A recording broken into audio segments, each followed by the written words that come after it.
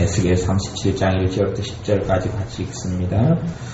여호와께서 권능으로 내게 임하시고 그 신으로 나를 데리고 가서 골짜기 가운데 두셨는데 거기 뼈가 가득하더라. 나를 그 뼈 사방으로 지나게 하시기로 본즉 그 골짜기 지면에 뼈가 심이 많고 아주 말랐더라. 그가 내게 이르시되 인자야 이 뼈들이 능히 살겠느냐 하시기로 내가 대답하되 주 여호와여 주께서 하시나이다. 또 내게 이르시되 너는 이 모든 뼈에게 대언하여 이르기를 너희 마른 뼈들아 여호와의 말씀을 들을지어다. 주 여호와께서 이 뼈들에게 말씀하시기를 내가 생기로 너희에게 들어가게 하리니 너희가 살리라. 너희 위에 힘줄을 두고 살을 입히고 가죽으로 덮고 너희 속에 생기를 두리니 너희가 살리라. 또 나를 여호와인 줄 알리라 하셨다 하라. 이에 내가 명을 조차 대언하니 대언할 때에 소리가 나고 움직이더니 이 뼈 저 뼈가 들어맞아서 뼈들이 서로 연락하더라. 내가 또 보니 그 뼈에 힘줄이 생기고 살이 오르며 그 위에 가죽이 덮이나 그 속에 생기는 없더라. 또 내게 이르시되 인자야 너는 생기를 향하여 대언하라. 생기에게 대언하여 이르기를 주 여호와의 말씀에 생기야 사방에서부터 와서 이 사망을 당한 자에게 불어서 살게 하려 하셨다 하라. 이에 내가 그 명대로 대언하였더니 생기가 그들에게 들어가매 그들이 곧 살아 일어나서 나서는데 극히 큰 군대더라. 아멘. 에스겔 37장에는 마른 뼈들이 살아나는 환상에 대하여 말씀이 나와 있습니다. 환상 가운데 여호와께서 권능으로 내게 임하시고 권능으로 임하셨다는 이야기는 하나님께서 임하셨는데 성령님이 임하셨다 그런 이야기입니다. 성령님께서 권능으로 임하셔서 그 신으로 나를 데리고 가서 골짜기 가운데 두셨는데 그 신은 성령님을 이야기하고요. 성령님으로 이 에스겔 선지자를 데리고 골짜기로 데려갔는데 골짜기에 거기는 뼈가 가득했다 그럽니다. 골짜기의 뼈들은 사람들이 죽어있는 뼈죠. 사람이 죽어있어 뼈만 가득했던 예전에 전쟁 터였든지 사람들이 묻히지 아니하고 노출되어 있는 뼈들이 가득했는데 나를 그 뼈 사방으로 지나게 하시기로 본즉 그 골짜기 지면에 뼈가 심이 많고 아주 말랐더라. 뼈가 심이 많았는데 아주 마른 뼈였다. 그때에 하나님께서 에스겔 선지자에게 묻습니다. 그가 하나님께서 내게 말씀하시되 인자야 이 뼈들이 능히 살겠느냐, 이 뼈들이 살 수 있겠느냐, 이렇게 마른 뼈들 힘이 말랐고 이제는 아예 뼈밖에 남지 않았는데 살 수 있겠느냐 물을 때에 에스겔 선지자가 주님께서 아시지요 대답하고 4절에 내게 이르시되 너는 이 모든 뼈에게 대언하여 이르기를 너희 마른 뼈들아 여호와의 말씀을 들을지어다. 이 모든 뼈에게 대언하여 이르기를 너희 마른 뼈들아 여호와의 말씀을 들을지어다. 모든 뼈에게 대언하라 그렇게 이야기합니다. 예수님의 사람들은 예수님께서 나를 위해 죽으시고 부활하심으로 예수님의 피로 산 사람들입니다.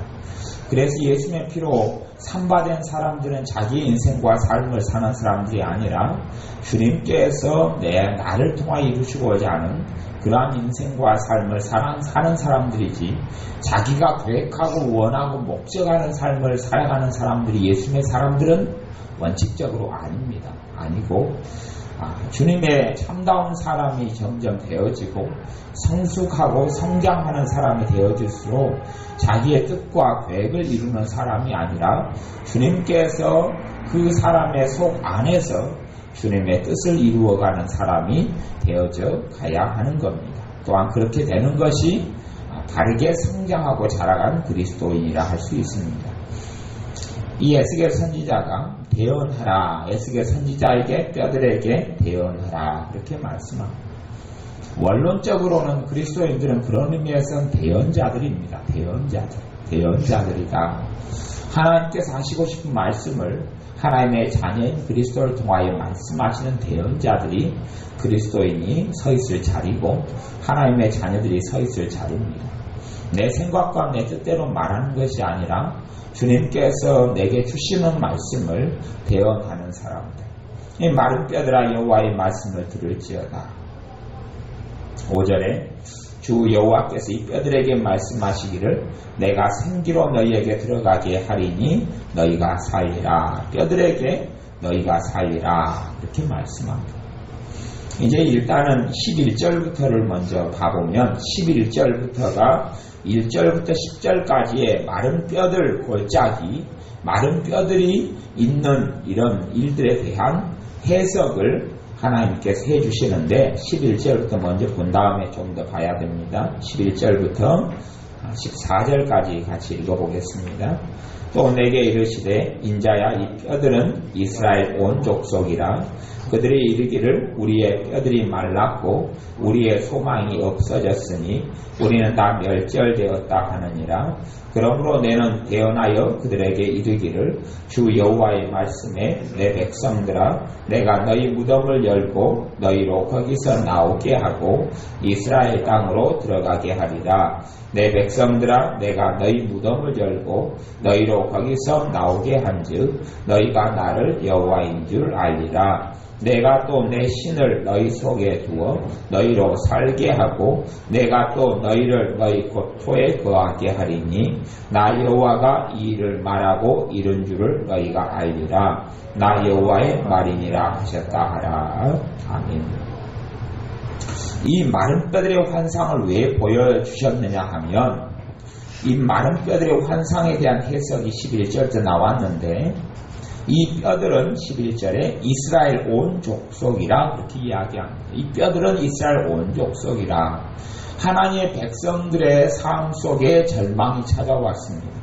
하나님의 심판을 통하여서 많은 사람이 죽고 하나님의 심판을 통하여서 자기의 고향 땅을 다 빼앗기고 하나님의 심판을 통하여서 포로가 되어져서 끌려가고 잡혀가고 남아있는 사람들도 비참한 삶을 살아가고 있을 때입니다.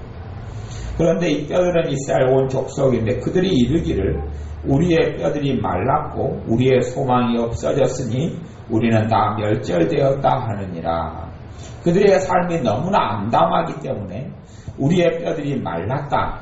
우리의 소망이 없어졌다. 우리는 다 멸절되었다. 이렇게 이스라엘 백성들이 말하고 산다는 겁니다. 왜냐하면 실제적으로 그들의 삶 가운데 좋은 것들이 없기 때문에 그렇습니다. 실제적으로 그들의 삶 가운데 소망이 없고 솟아날 구멍이 없고 가능성이 없고 희망이 없기 때문에 그럽니다. 그러니 이들이 그렇게 말하고 고백하는데 12절에 그러므로 너는 대언하여 그들에게 이르기를 주 여호와의 말씀에 내 백성들아 내가 너희 무덤을 열고 너희로 거기서 나오게 하고 이스라엘 땅으로 들어가게 하리라. 원천적인 이야기를 합니다. 이스라엘 땅으로 들어가게 하리라. 너희 무덤을 열고 거기서 나오게 하겠다. 이 사람들은 실제의 생활 속에서 지금 무덤, 하데스, 무덤을 경험하고 살고 있습니다. 무덤 속에 살아가는 삶을 경험하고 살고 있는데 거기서 나오게 하겠다라고 하나님께서 말씀합니다. 이 하나님의 백성 이스라엘이 하나님 심판을 받아서 이 자기의 고향 땅을 다 떠나서 포로로 잡혀간 땅에서 어떤 사람은 주님의 은혜를 입고 살고 어떤 사람은 큰 고통 가운데 산 사람이 많았어요. 극단적이에요. 어떤 사람들은 포로로 잡혀가서 포로가 되기 이전보다 훨씬 더 큰 하나님의 축복을 누리고 산 사람들도 있었고 또 어떤 사람들은 포로로 잡혀가서 더 비참한 생활을 했던 사람들도 있었어요. 포로로 잡혀가서 다니엘 같은 경우나 다니엘의 세 친구들도 포로로 잡혀가서 여러 가지 어려움을 겪었지만은 하나님의 큰 은혜 속에 산 인생을 살 수 있었어요. 그러면 포로로 잡혀갔느냐 아니면 자기의 고향 땅에 있었느냐의 문제가 아니라는 이야기예요. 어떤 문제냐 하면 하나님과 바른 관계이냐 그렇지 않느냐의 문제예요. 우리의 삶 가운데 우리는 환경이 좋으면 우리의 삶이 좋고 환경이 나쁘면 우리의 삶이 안 좋아진다고 생각하지만 사실은 그런 문제는 굉장히 작은 문제. 환경이 좋으냐 환경이 나쁘냐의 문제가 아니라 하나님께서 나를 무덤을 열고 끄집어내 주실 정도로 그 정도로 내가 주님을 신뢰하고 있느냐, 내가 주님을 의지하고 있느냐, 내가 주님을 믿고 있느냐 하는 거지. 나와의 주님 관계가 좋으냐 나쁘냐 하는 문제, 나쁘냐 하는 문제. 내가 사는 그 어디나 하나님의 나라가 될 수 있는 것이지, 내가 사는 환경이 좋으면 내 마음과 삶 속에 하나님의 은혜가 있고 환경이 나쁘면 하나님의 은혜가 사라지는 것하고는 상관이 없다는 이야기.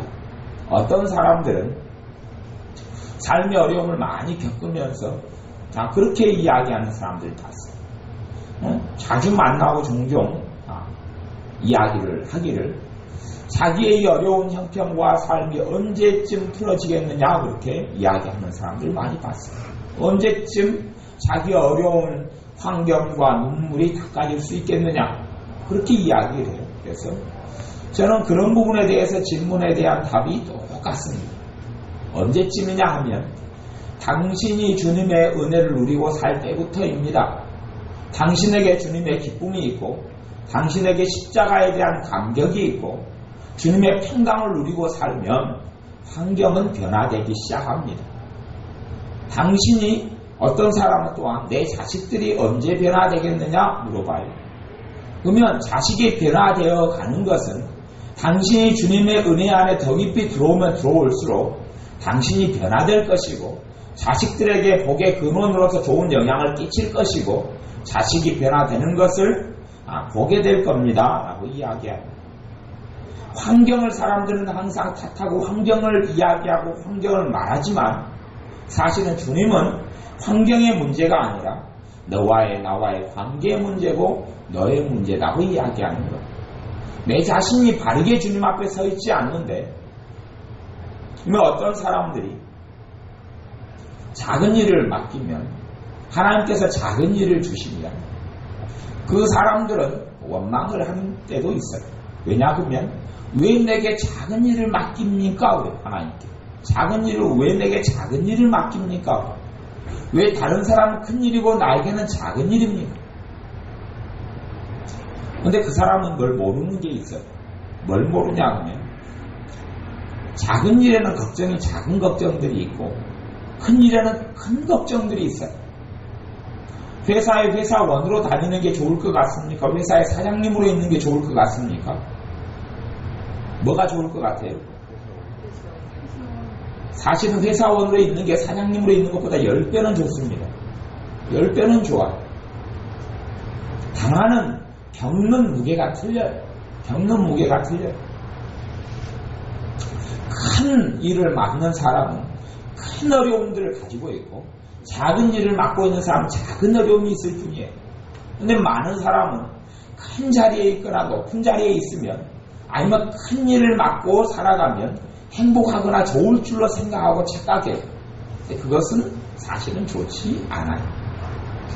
하나님께서 하나님의 자녀에게 큰 것을 맡겨주시기를 원해요. 하나님의 입장은 그렇습니다. 그런데 어떤 사람에게는 큰 것이 맡기지 않기 때문에 작은 것을 맡겨주시고 또 어떤 사람에게는 큰 것을 맡기기 위하여서 작은 일에 훈련시키고 연단을 시킵니다. 왜 그러냐 하면 작은 일에서도 내가 사내 중내 사내 못 사내 하는 사람이 큰 일을 맡길 때에는 그 사람의 믿음조차도 무너져버리고 말아요. 왜냐하면 큰 일 속에는 큰 어려움이 있기 때문에 그래요. 하나님이 큰 일을 주셨다? 그러니 아무 어려움도 없다? 그런 것은 세상에 존재하지 않아요. 종종 어떤 젊은 사람들은 하나님의 일에 대한 환상을 품고 있는 것을 보아요.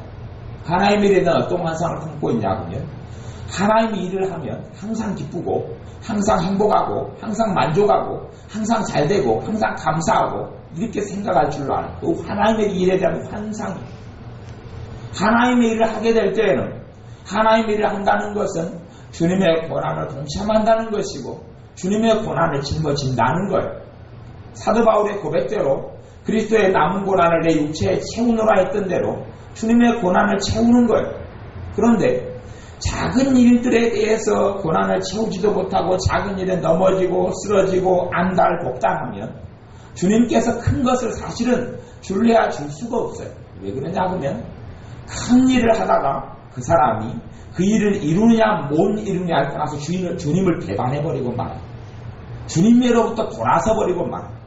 어떤 일을 이루느냐 못 이루느냐의 문제가 아니라 큰 일을 했느냐 안 했느냐의 문제가 아니라 주님과의 관계가 무너져버린 일들은 굉장히 많이 있어요. 자기의 기본적인 믿음이 연단이 되지 않았기 때문에 자기의 기본적인 주님과의 관계가 확고하고 튼튼하지 않기 때문에 주님께서 큰 것을 맡겨주실 때에 그걸 감당하고 짊어질 만한 역량이 없고 믿음이 없고 능력이 없는 거예요. 그러니 그 사람의 그 작은 연약한 믿음이라도 주님은 지키기 위하여 그 환경의 울타리를 그냥 허용해 주시고 허락해 주시고 거기에 머물게 하실 때도 많아요. 그렇지 않으면 그 사람의 믿음 자체도 사라져버리고 말기 때문에 그래요. 우리의 삶 속에서 하나님께서 우리에게 주시는 하나님과 나와의 관계가 가장 먼저 우선된 걸 알아야 합니다. 이들은 자기의 고통, 포로된 사람들이 자기의 고향 땅으로 돌아가기를 항상 간절히 구했지만 사실은 하나님께서 함께 하셨던 곳은 포로된 그 땅에 하나님이 함께 하셨어요. 다른 말씀에 보면 너희가 포로 잡힌 그 땅에서 농사 짓고 집을 짓고 거기에서 누리고 살아가라라고 말씀하셨어요. 그들이 거하고 있는 그 땅이 하나님이 계시는 땅이었죠. 그런데 이 사람들은 고향 땅으로 돌아오면 잘 되고 잘 풀릴 줄로 알았어요. 실제로는 한 70년 뒤에 포로에서 다시금 해방되고 돌아옵니다. 그리고 하나님이 주시는 자기의 가나안 땅으로 돌아와요. 돌아온 다음에 이스라엘 백성들이 형통할 거 잘 풀려진 것은 아니었어요. 돌아온 다음에 느헤미야를 통하여 450년경에 훨씬 뒤에 성벽을 건축하기 전까지는 말로 닿을 수 없는 핍박과 어려움을 당했어요. 거의 100년에 가까운 세월을 그런 고통과 어려움을 당했어요.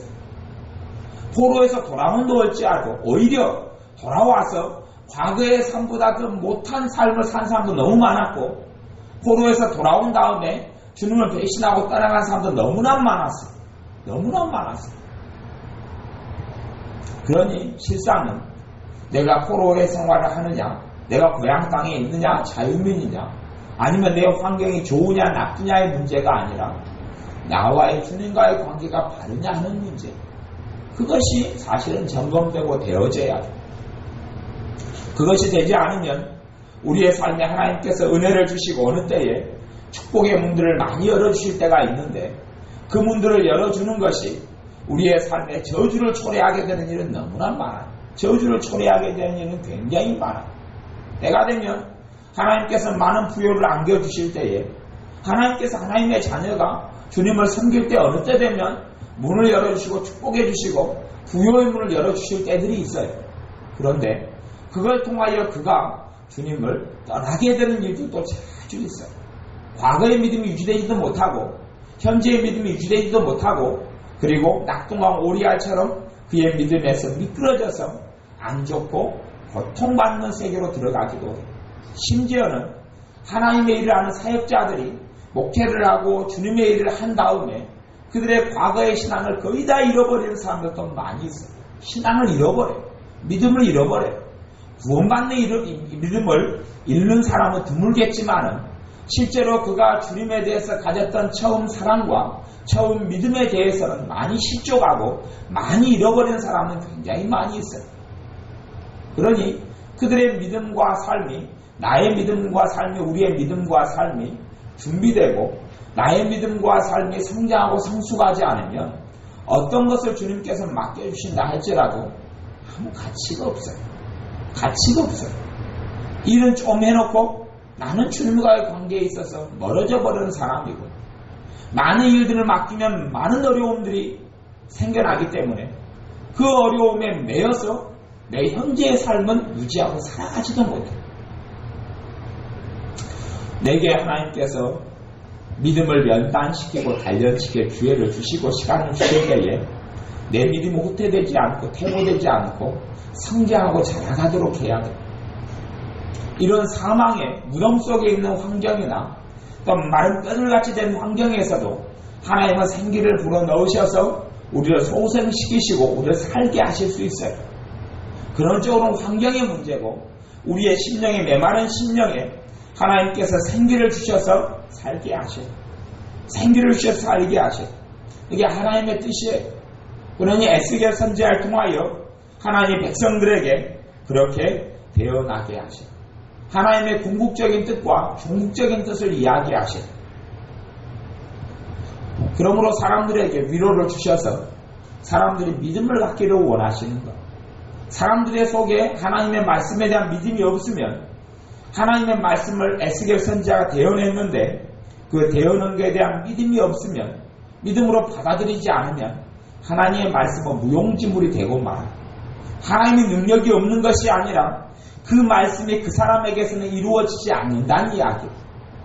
하나님의 그 말씀은 그 사람이 아니라, 믿음이 없는 그 사람이 아니라 믿음이 있는 사람에게 임하여서 하나님께서 믿음의 결과물을 이루어내시는 거예요.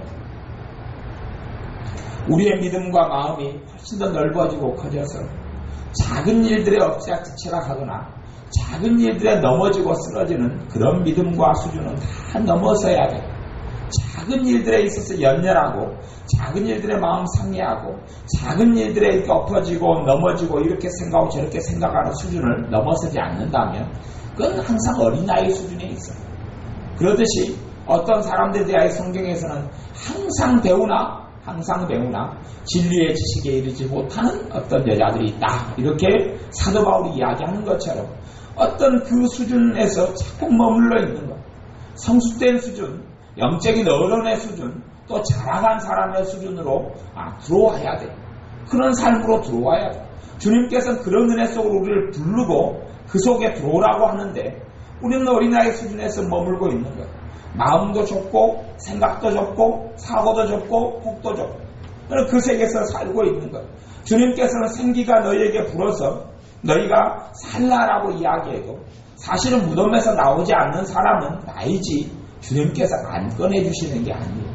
믿음의 자리로 주님께서 불러내시는 건데 우리가 믿음의 자리로 나오지 아니하는 거예요. 원망하고 불평하고 또한 부정적으로 보고 긍정적이지 않고 비판적이고 이러한 우리의 삶을 통하여 내 스스로 무덤 속에 거하고 있겠다는 이야기. 그러니 포로기 생활 속에 하나님께서 그들과 함께 하셨음에도 불구하고 그들은 하나님을 다른 곳에서 찾았고 하나님을 못 만나고 하나님의 은혜를 누리지 못하고 포로된 땅에서 죽어버리는 사람도 무척이나 많아요. 그러니 하나님께서 이 마른 뼈들의 환상을 통하여서 에스겔 선지자에게 하나님의 뜻을 보여주고 하나님의 능력을 보여주고 하나님의 살아계심을 보여줘서 그 하나님의 살아계심을 대언하게 하시는 거예요. 우리들이 하나님의 능력에 주목하고 하나님의 살아계심에 주목하고 하나님께서 우리를 훈련시키고 단련시킬 때에 우리의 믿음을 더 연단하고 단련시켜 내어서 우리가 날마다 더 주님을 의지하고 신뢰하고 우리의 믿음이 성장하고 자라가는 것을 주님 앞에 보여드려야 합니다. 기도하겠습니다. 아버지 하나님, 우리의 마음과 생각이 좁아서 또한 우리가 어리석어서 우리의 마음과 생각이 심령 안에 새롭게 되지 않고 마음과 생각에서 믿음에서 자라가지 아니함을 고백하며 회개합니다.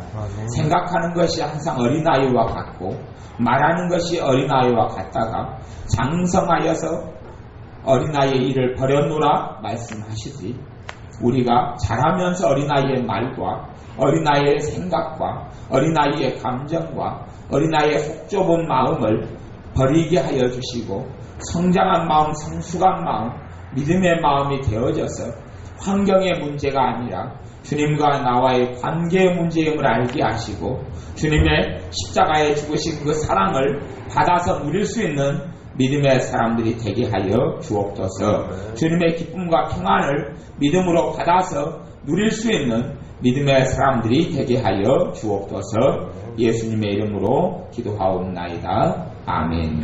기도하겠습니다.